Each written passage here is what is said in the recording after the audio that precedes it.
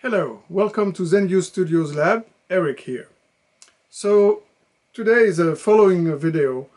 It's the second video about capacitors.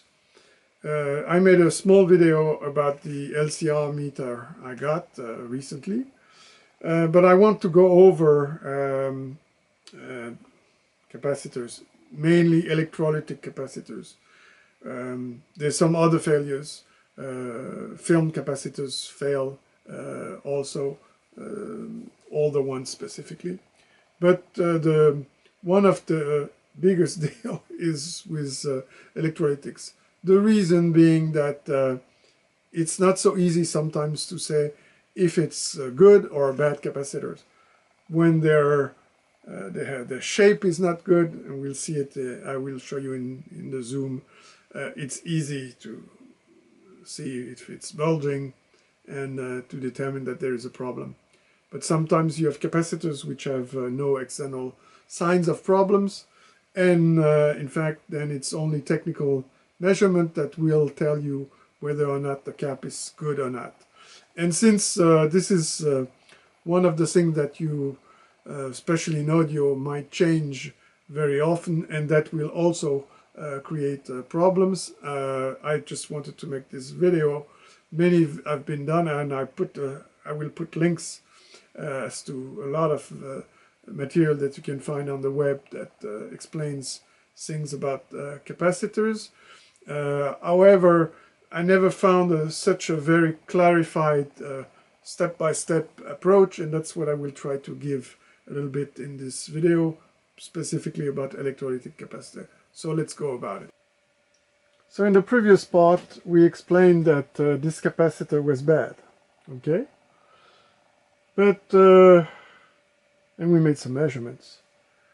Now, what does a good or a bad capacitor look like, electrically speaking? You will see that electrically, first of all, you have to get a feel of what a capacitor, any capacitor, does. Here I have a 10 kilohertz square wave, show you, and it's 1 volt peak to peak, okay? Without the cursors, that's what you have, okay? Now if I put a capacitor across the generator, you will see what happens. This is one of the way to measure ESR and to see what the capacitor does. Aha! Fortunately, we are in AC mode, but it seems to have disappeared. Not quite. It's there. This is what the capacitor does. Okay, so we can put the cursors back on and measure. Okay, this is the top. That's the bottom. Sorry, that's the top. Oops, this is the bottom. And let's look at the cursors. 5 millivolts. So I went essentially from 1 volt to 5 millivolts, taking off ripple with a good capacitor. That's interesting, okay? So this is, you know, back to, voilà, that's what it looks like without the capacitor. And again, with the capacitor, sorry, up, disappears. But if you increase the sensitivity, you can see this. You can see it different ways. Voila, same thing, okay? Different scale of time, but that's the same, okay? And without the cap, back again.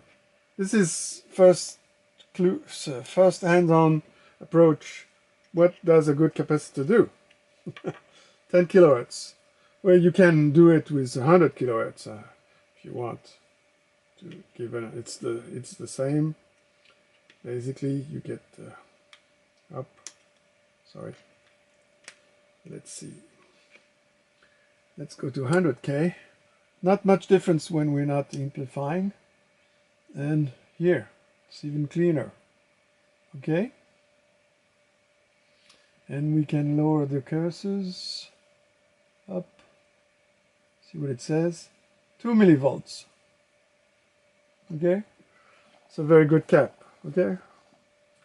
And that's 2 millivolts. 2.5 it's here, and 2.4 millivolts. I can zoom a little bit. Let's see on the scope. Hope you can make that out.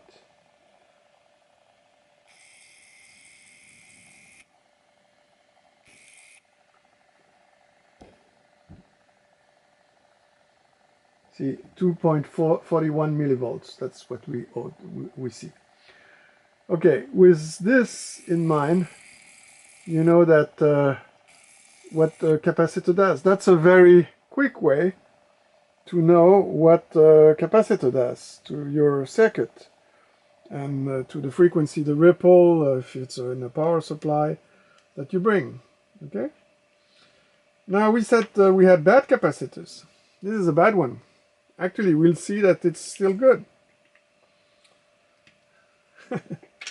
Oops, made one fall.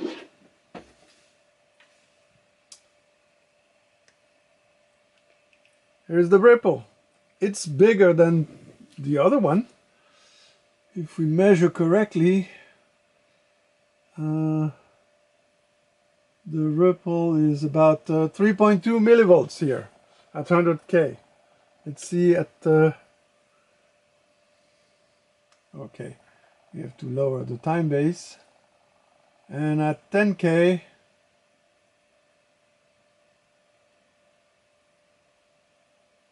let's see if we can settle the triggering a bit. Alright, and let's see the lower part, the upper part. We can freeze that to get a close look. 5.859 millivolts, not bad. So in essence, even though we thought it was a bad capacitor, it's a good capacitor. So now the question is, you've seen the one thing that's interesting here. What I showed, if you notice, the value of the ripple is not the same depending on the frequency. And that's the key. Depending on the frequency, the ESR will change. Obviously, the D factor will also change. Everything is related to frequency. Aha, that's the key. So let's go back to measuring this capacitor again.